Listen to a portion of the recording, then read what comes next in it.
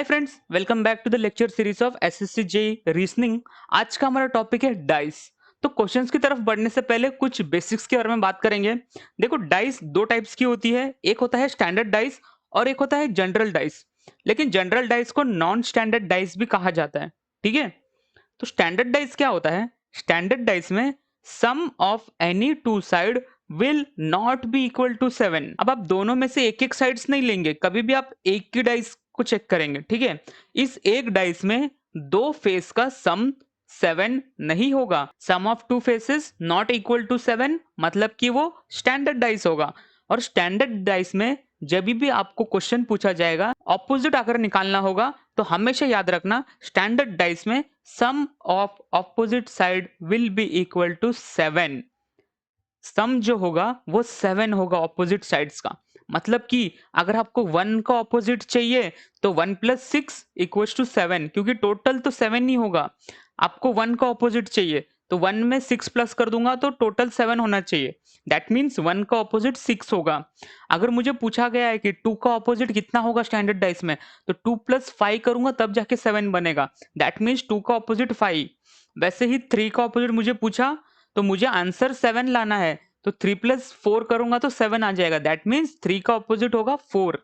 Standard dice का एकदम आसान तरीका होता है, बस आपको क्वेश्चन देख के पहचानना है कि वो स्टैंडर्ड डाइस का क्वेश्चन है या फिर नॉन स्टैंडर्ड डाइस का क्वेश्चन है। तो यहाँ पर हम देख सकते हैं, ये हमारे स्टैंडर्ड डाइस का क्वेश्चन है। स्टैंडर्ड डाइस के क्वेश्चन में इजीली आप बता सकते हो, आपको जो भी पूछा जाएगा। 1 का अगर ऑपोजिट पूछा जाएगा तो बोल देना 6। 4 का ऑपोजिट पूछा जाएगा तो 3, क्योंकि 4 प्लस 3 7। वैसे ही 6 का ऑपोजिट पूछा जाएगा तो 1, क्योंकि टोटल 7 ही आना चाहिए। हमेशा टोटल 7 होगा ऑपोजिट्स का इन स्टैंडर्ड डाइस। तो चलिए अब हम देखेंगे कि नॉन स्टैंडर्ड डाइस या फिर जनरल डाइस, इसमें कैसा होता है। Sum of any two sides will be equal to 7। ठीक है, जनरल और स्टैंडर्ड का फर्क पता चलिए।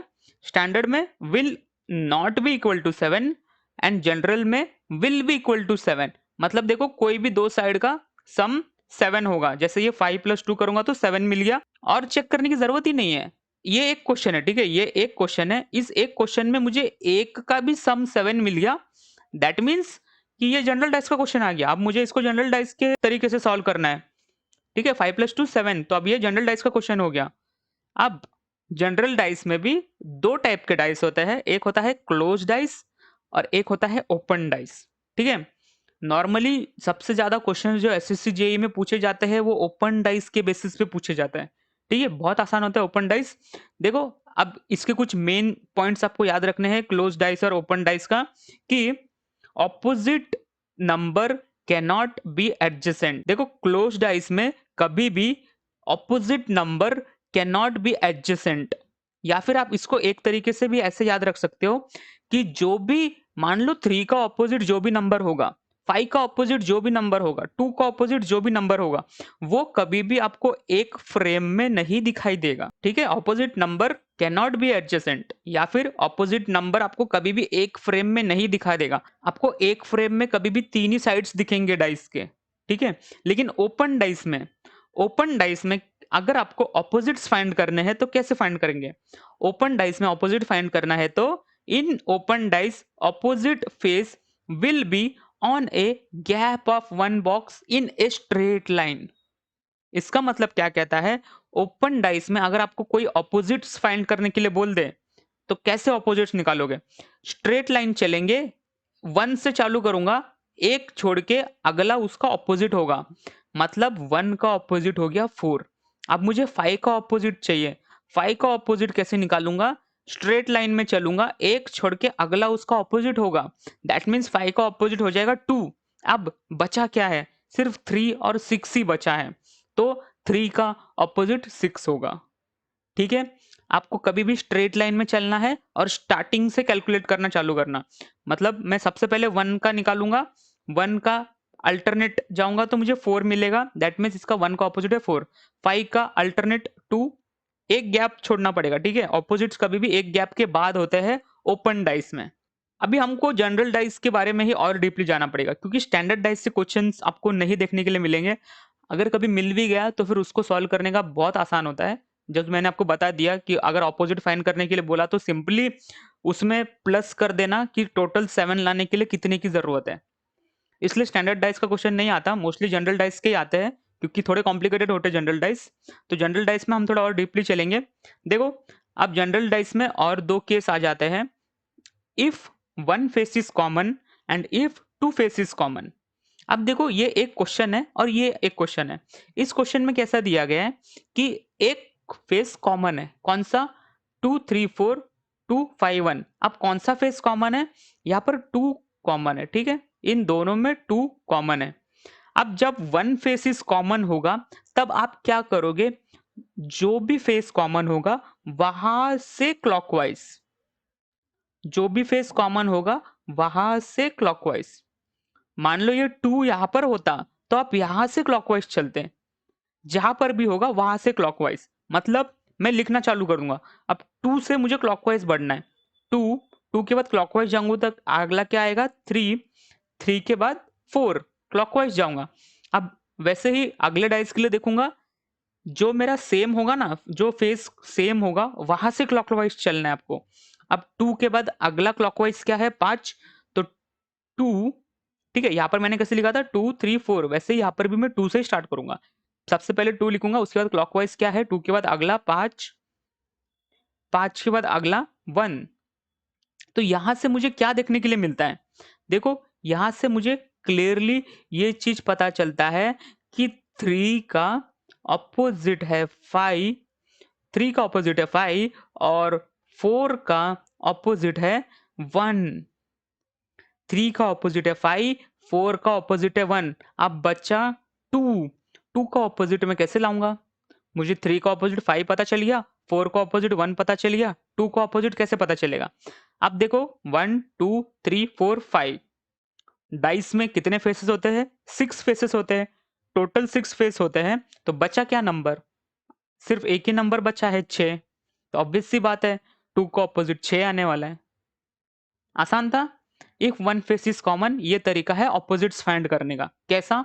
कॉमन फेस से आप क्लॉकवाइज चलेंगे और उसको क्लॉकवाइज लिख देना इस तरीके से, 2 3 4, क्लॉकवाइज चलूंगा तो 2 3 4, और यहाँ पे भी क्लॉकवाइज चलूंगा तो 2 5 1।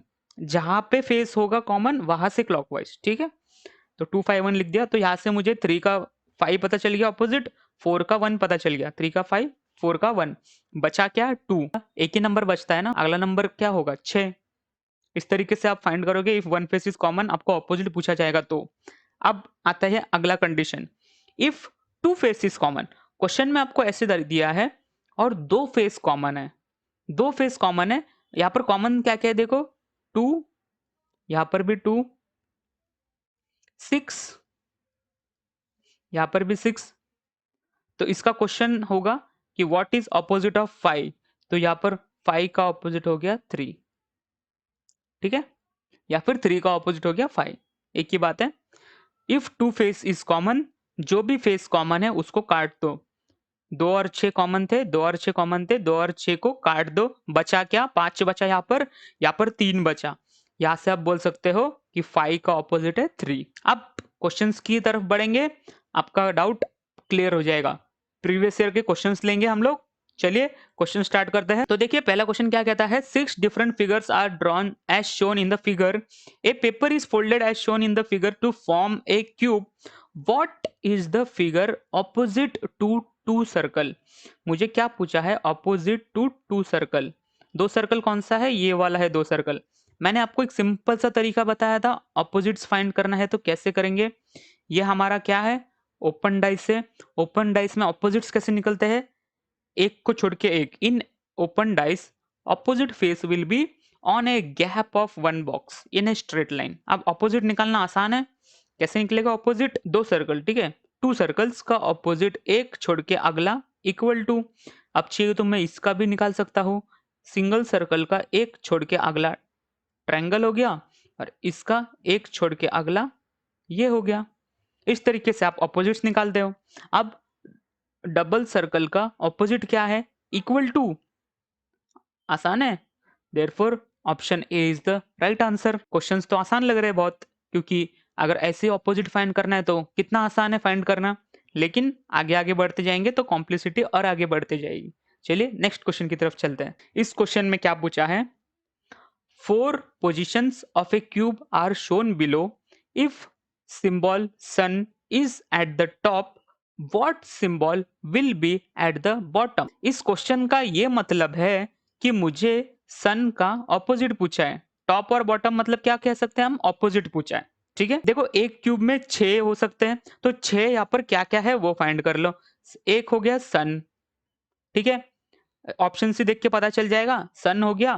फिर एक हो गया डायमंड, एक डायमंड हो गया, ठीक है, डायमंड बना लेते हैं। एक हो गया डबल सर्कल, एक हो गया स्टार, एक हो गया डबल स्क्वायर। कितने हुए, 1 2 3 4 5, और क्या बचा हमारा, और एक बचा है ट्रायंगल, यहाँ पर ट्रायंगल भी है। ठीक है, तो ये हो गए मेरे 6 फेसेस। मुझे किसका ऑपोजिट पूछा है, सन का ऑपोजिट पूछा है। तो यहाँ पर देखो, मैं इसको 1 नाम दे देता हूँ, इसको 2 3 4। मेरे पास 2 तरीके होते हैं फाइंड करने के। क्या, या तो दोनों साइड सेम फाइंड कर लूँ, दोनों साइड सेम फाइंड कर लूँ, फिर क्लॉकवाइज चल के मैं उसका ऑपोजिट निकाल लूँगा। या तो फिर मैं एक क्यूब में 2 मुझे सेम मिल गई तो दोनों को काट दूँगा, जो बचा वो उसका ऑपोजिट होगा। 2 तरीके हैं मेरे पास निकालने के। अब यहाँ पर मैं कौन-सा तरीका यूज़ करूँगा? देखो, मुझे अगर यहाँ पर कहीं भी 2 सेम मिल गया, तो मैं 2 सेम काट दूँगा तो मुझे सन का ऑपोजिट मिल जाएगा। तो ट्रायंगल और सर्कल कहाँ पर है देखो नेक्स्ट। तो देखो 1 और 4 को अगर मैं देखूँ, 1 को देखो और 4 को देखो, ट्रायंगल सर्कल, ट्रायंगल सर्कल। मेरा कंडीशन क्या कहता है, इफ 2 फेसेस आर कॉमन, उस दोनों कॉमन फेस को काट दो। ट्रायंगल को भी काट दूंगा, सर्कल को भी काट दूंगा। Why, 2 faces are common. वहां से मैं कह सकता हूं कि मेरा सन का जो ऑपोजिट है वो स्टार है। सन का ऑपोजिट आ गया स्टार। आंसर तो आपको मिल गया, option C is the right answer. Option C star, यहाँ से तो आपको आंसर मिल गया इस क्वेश्चन का, लेकिन हम और भी इसका फाइंड करने का ट्राई करेंगे। मान लो क्वेश्चन में कुछ ऐसा बोल दिया कि ट्रायंगल का बताओ, कि ट्रायंगल का ऑपोजिट क्या आएगा ये बताओ, तो हम सारा फाइंड करेंगे। ठीक है, एक एक करके नहीं छोड़ेंगे, सब इसको पूरा सिंप्लीफाई करके जाएंगे। अब देखो, मुझे इसका तो पता चल गया सन का स्टार है। अब मैं क्या करूंगा, मुझे और भी निकालने हैं, तो देखो चेक करूंगा। सबसे पहले इसमें हम चेक करेंगे कि और 2 फेस में क्या क्या कॉमन हो रहा है, और इसको सिंप्लीफाई कर रहा हूँ। ठीक है, आपको फॉरवर्ड करना है तो फॉरवर्ड कर सकते हैं, और सिंप्लीफाई करना है तो हम देख सकते हैं। यहाँ पर देखो सर्कल काट दूंगा, सन काट दूंगा, सर्कल काट दूंगा, सन काट दूंगा। यहां से क्या पता चलता है मुझे, ट्रायंगल का ऑपोजिट है स्क्वायर, ट्रायंगल का ऑपोजिट है स्क्वायर। ये चीज पता चल गया मुझे 1 और 3 से। और जब मेरे को इसका और इसका पता चल गया, इसका और इसका पता चल गया, बचे हैं 2, तो ऑब्वियसली इसका ऑपोजिट यही होगा। चलिए नेक्स्ट चलेंगे क्वेश्चन नंबर 3 की तरफ। क्वेश्चन नंबर 3 देखो क्या कहता है, which of the following cube in the answer figure can not be made based on the unfold cube in the question figure. अब ये क्वेश्चन फिगर में जो अनफोल्ड क्यूब है उसको फोल्ड करने से ऑप्शन का कौन सा नहीं होगा, नॉट सेटिस्फाइड होगा। जब भी ऐसा क्वेश्चन आए ना, सिंपल सा सबसे पहला स्टेप ऑपोजिट्स निकाल लो। ऑपोजिट्स निकालने का सिंपल तरीका मैंने आपको बता दिया, अल्टरनेट्स हमारे ऑपोजिट होते हैं। इसका ऑपोजिट ये और इसका ऑपोजिट ये। ठीक है, कोई डाउट नहीं होना चाहिए कि ऑपोजिट सामने कैसे निकाला। एक को छोड़ के अगला उसका ऑपोजिट होता है, इसका ऑपोजिट ये हो गया, प्लस का ऑपोजिट ये हो गया। अब मेरा रूल क्या कहता है, यहाँ पर ही हमने एक चीज पढ़ा था, opposite number can not be adjacent. एक और तरीका मैंने आपको बताया था सिंपल सा, ऑपोजिट कभी भी एक फ्रेम में नहीं हो सकते। ठीक है, तो ऑपोजिट्स कभी भी एक फ्रेम में नहीं हो सकते। देखो प्लस डॉट सर्कल, प्लस और डॉट, प्लस और डॉट ऑपोजिट नहीं है तो ये हो सकता है। प्लस और सर्कल, प्लस और सर्कल ऑपोजिट्स है, प्लस एंड सर्कल ऑपोजिट्स है, प्लस और सर्कल ऑपोजिट्स है। ऑपोजिट्स एडजेसेंट नहीं हो सकते या फिर एक फ्रेम में नहीं आ सकते। ऑप्शन ए मेरा यहां से मुझे बताता है कि कंडीशन नॉट सेटिस्फाइड, इसको फोल्ड करने से ये नहीं हो सकता। अब बी देखो, ये एक्स है हमारा, ठीक है, ये एक्स है, एक्स के साथ प्लस हो सकता है, एक्स के साथ प्लस हो सकता है, क्योंकि वो ऑपोजिट नहीं है तो हो सकता है। एक्स के साथ सर्कल हो सकता है, एक्स के साथ सर्कल भी हो सकता है, ऑपोजिट नहीं है तो हो सकता है। सर्कल के साथ डॉट, सर्कल के साथ डॉट हो सकता है, सर्कल के साथ ये भी डॉट हो सकता है, सर्कल के साथ ये वाले भी डॉट हो सकता है, ठीक है, क्योंकि वो ऑपोजिट नहीं है, सिर्फ ऑपोजिट नहीं हो सकता। डी क्या कहता है, प्लस के साथ डॉट, प्लस के साथ डॉट, प्लस के साथ डॉट, प्लस के साथ डॉट हो सकता है क्योंकि वो ऑपोजिट नहीं है। तो यहां से ऑप्शन ए मेरा राइट आंसर है, राइट आंसर है। बट आंसर क्या कहता है, कैनॉट बी मेड। चलिए ऐसा ही एक और क्वेश्चन देखेंगे। देखो क्वेश्चन क्या कह रहा है, सेम क्वेश्चन है, which of the following cube in the answer figure cannot be made based on the unfold cube in the question figure. मतलब इसको मैं अगर फोल्ड कर दूंगा तो कौन सा ऑप्शन नहीं बनेगा, cannot be made.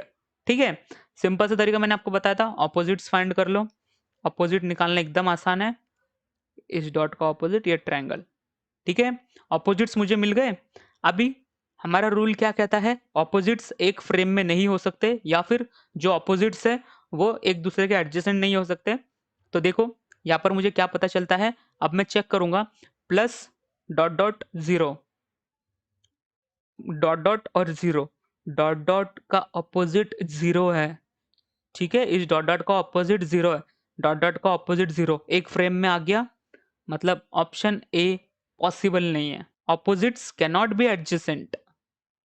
B check करते हैं, सर्कल डॉट, सर्कल और डॉट साथ में हो सकते क्योंकि वो ऑपोजिट नहीं है। तो ये प्लस नहीं है, ये क्रॉस है, cross and circle, cross and dot, cross and circle, cross and dot साथ में हो सकते हैं, तो ये पॉसिबल है।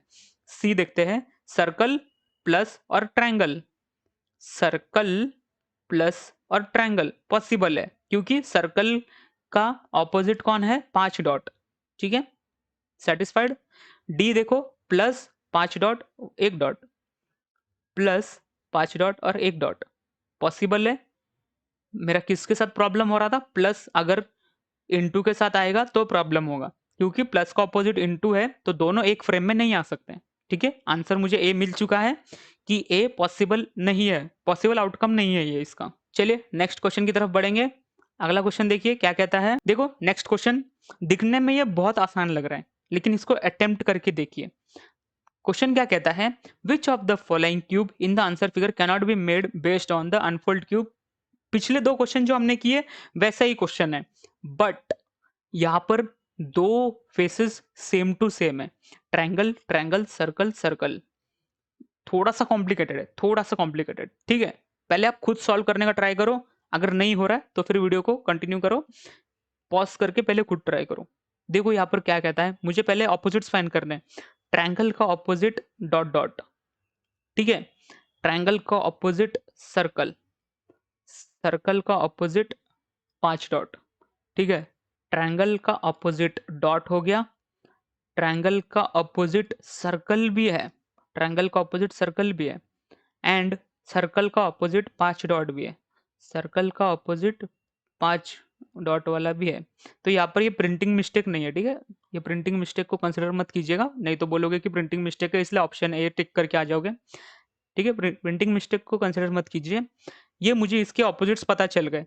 अब मुझे बताना है कि कौन सा ऑप्शन नॉट सेटिस्फाइड, वापस से फोल्ड कर दूं तो देखो, ट्रायंगल, सर्कल और 5 डॉट। अब कौन सा ट्रायंगल देखूं मैं, कौन सा सर्कल देखूं, कौन सा 5 डॉट देखूं, क्योंकि ट्रायंगल का ऑपोजिट सर्कल तो है, ट्रायंगल का ऑपोजिट सर्कल तो है, दैट मीन मैं ए को क्रॉस कर दूंगा कि ए पॉसिबल नहीं है। अब बी को देखो, ट्रायंगल का ऑपोजिट सर्कल इधर भी है, इसको हम वापस से फोल्ड कर देंगे। मैं क्यूब बना देता हूं, इसको हम वापस से फोल्ड कर देंगे। अब क्यूब को थोड़ा सा अजम्पशन अपनी बढ़ानी पड़ेगी आपको। ध्यान से देखो, इसका जो पहला फेस है इसको मैं सर्कल बना देता हूँ। अब इस क्यूब को ना मैं फोल्ड कर रहा हूँ, पहला सर्कल है, ठीक है, सर्कल के बाजू में सर्कल है, सर्कल के बाजू में सर्कल है, सर्कल के ऊपर ट्रायंगल है, सर्कल के लेफ्ट साइड में भी ट्रायंगल है, तो सर्कल का जो लेफ्ट साइड का फेस है ना वहां पर ट्रायंगल है। सर्कल के नीचे, सर्कल के नीचे डॉट है, ठीक है, जो नीचे का फेस है वो डॉट है। और सर्कल, सर्कल का ऑपोजिट कौन है, 5 डॉट, सर्कल का ऑपोजिट कौन है? 5 डॉट। ये वाला सर्कल से मैंने स्टार्ट किया था, ठीक है? इस सर्कल से स्टार्ट किया था मैंने, तो ये मेरा फ्रंट फेस मैंने स्टार्ट किया था। तो फ्रंट फेस का ऑपोजिट कौन है? 5 डॉट। तो इसका पीछे क्या होगा? 5 डॉट होगा, ठीक है? इसके पीछे ये 5 डॉट होगा। ये इसके ऑपोजिट्स हो गए। अब देखो, इस क्यूब को थोड़ा अज्यूम करो, तो देखो ट्रायंगल, सर्कल और 5 डॉट, 5 डॉट, एक सर्कल और एक ट्रायंगल दिख सकता है, दैट मीन्स ये कंडीशन पॉसिबल है। 5 डॉट, एक सर्कल और एक ट्रायंगल, 5 डॉट, एक सर्कल और एक ट्रायंगल, ये भी पॉसिबल है, तो ये भी दिख सकता है, ठीक है? डी को देखो, 2 सर्कल और 1 डॉट, 2 सर्कल और 1 डॉट दिख सकता है। 3 फेस एक साथ दिख सकते हैं, 2 सर्कल और 1 डॉट ये दिख सकता है। लेकिन आप सी को देखो, सी को ध्यान से देखो, सी के ट्रायंगल्स को देखो, इसके ट्रायंगल्स किस डायरेक्शन में फेस कर रहे हैं, उसको ध्यान से देखो। अगर मेरा 5 डॉट का फेस सामने आ जाए, थोड़ा-सा सिंप्लीफाई करना पड़ेगा। सामने अगर 5 डॉट आ जाए, यहाँ पे अगर 5 डॉट आ जाए, जो उसके ऊपर साइड का जो ट्रायंगल है, उसका फेस कैसे होगा? उसका फेस होने वाला है ऐसे। उसकी जो बेस वाली लाइन है, वो पीछे वाली लाइन के साथ पैरेलल होगी, ठीक है? और उसके दूसरे साइड जो ट्रायंगल है, वो इसका मतलब क्या कहता है? ऑप्शन सी को ध्यान से देखो, इसकी जो ऊपर वाले ट्रायंगल की पैरेलल लाइन है, वो किसके साथ है? इसके साथ है। इसके साथ है उसकी पैरेलल लाइन, ठीक है? तो मेरा ट्रायंगल का डायरेक्शन गलत है ऑप्शन सी में। Therefore option C is not possible outcome of ये, इसको फोल्ड करने के बाद, ठीक है? इस तरीके से इस क्वेश्चन को हमें सॉल्व करना था। इसको हमें सबसे पहले ये जो अनफोल्ड है इसको फोल्ड करना है। इसको फोल्ड करने के बाद फिर अज्यूम करना चालू करो, ठीक है? तो यहाँ पर हमने जिस तरीके से टिक किया है, हमें इसका आंसर बताना है। तो आंसर हमारा क्या होगा? आंसर यहाँ पे हमारा सी होने वाला है, ठीक है? आंसर हमारा सी है। ऑप्शन सी पॉसिबल नहीं है, बाकी सारा पॉसिबल है, ठीक है? चलिए नेक्स्ट क्वेश्चन की तरफ बढ़ेंगे। देखो नेक्स्ट क्वेश्चन क्या कहता है, two different position of the same dice are shown, select the number that will be on the face opposite to one have 6। मुझे 6 का ऑपोजिट बताना है। तो 6 का ऑपोजिट कैसे बताएंगे? क्वेश्चन को ध्यान से देखिए, क्वेश्चन क्या है? 6 + 1 7 हो गया, मतलब ये कौन सा डाइस है? नॉन स्टैंडर्ड डाइस है। नॉन स्टैंडर्ड डाइस में दो कंडीशन होती है, one face common, two face common. तो ये कौन सा वाला कंडीशन सेटिस्फाई हो रहा है? One face common. 6 और 6 कॉमन है। तो मैंने आपको क्या कहा था, जब भी कॉमन होता है तब उसको कैसे सॉल्व करना है? जो भी कॉमन होता है वहां से क्लॉकवाइज करना चालू करो। तो यहाँ से मैं क्लॉकवाइज चालू करूंगा। तो मैं सबसे पहला वाला डाइस देखता हूँ, 6 लिखूंगा, 4 लिखूंगा, 6 4 फिर 1। ये वाला देखूंगा, 6 2 और 3। जो कॉमन है वहां से क्लॉकवाइज, 6 2 एंड 3। यहाँ से मुझे क्या पता चलता है? 4 का ऑपोजिट है 2, 1 का ऑपोजिट है 3, बचा क्या? 6। 1 2 3 4, एक ही नंबर बचा जो कि है 5। दैट मीन्स 6 का ऑपोजिट हो जाएगा 5। Option D 5 is the right answer, ठीक है? चलिए नेक्स्ट क्वेश्चन देखेंगे। देखो क्वेश्चन क्या पूछा है, three different position of the same dice are shown, select the number that will be on the face opposite to 5। तो मुझे क्वेश्चन में 5 का ऑपोजिट मांगा है, 5 का ऑपोजिट मुझे बताना है।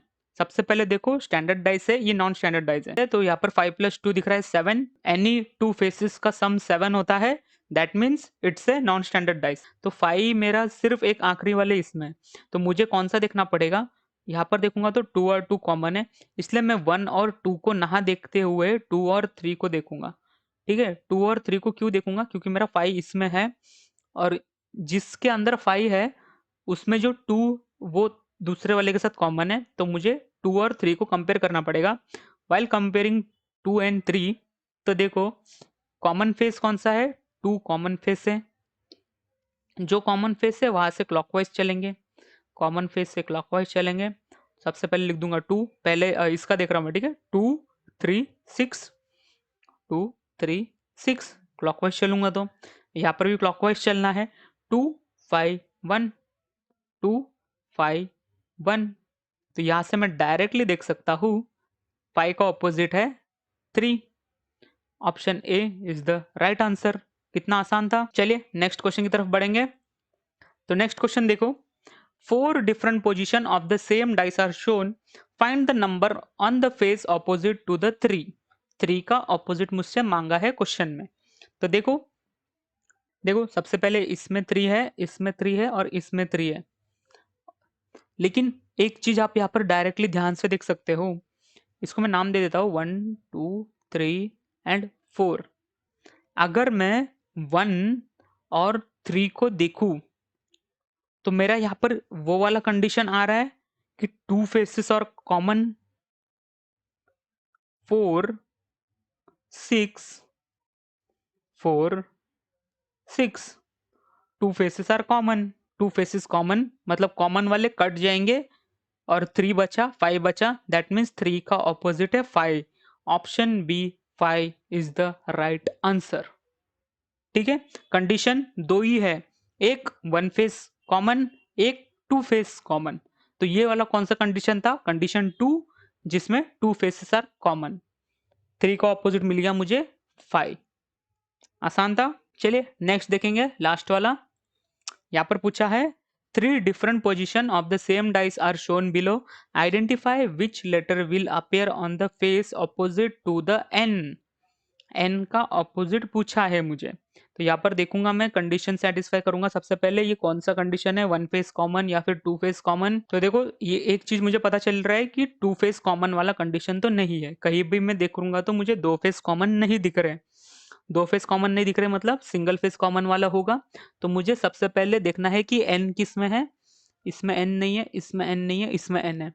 n इसमें है, n के साथ कौन है, p और l। p और l अगला किस में है, तो p इसमें है, तो मैं इसके साथ ही मैच कर दूंगा। तो देखो 1 फेस कॉमन होता है तो मुझे क्या करना होता है, कॉमन जो भी होगा वहां से क्लॉकवाइज चलना है। कॉमन जो भी होगा वहां से क्लॉकवाइज बढ़ूंगा। तो सबसे पहले मैं इसका निकाल लेता हूँ, p। p के बाद अगला आएगा o। o के बाद अगला m। अभी मैं इसका देखूंगा, p क्लॉकवाइज चलूंगा तो अगला आएगा n, अगला आएगा l। यहाँ से मैं डायरेक्टली कह सकता हूँ o का ऑपोजिट n है, मतलब n का opposite o। o option B, o is the right answer. So that's all.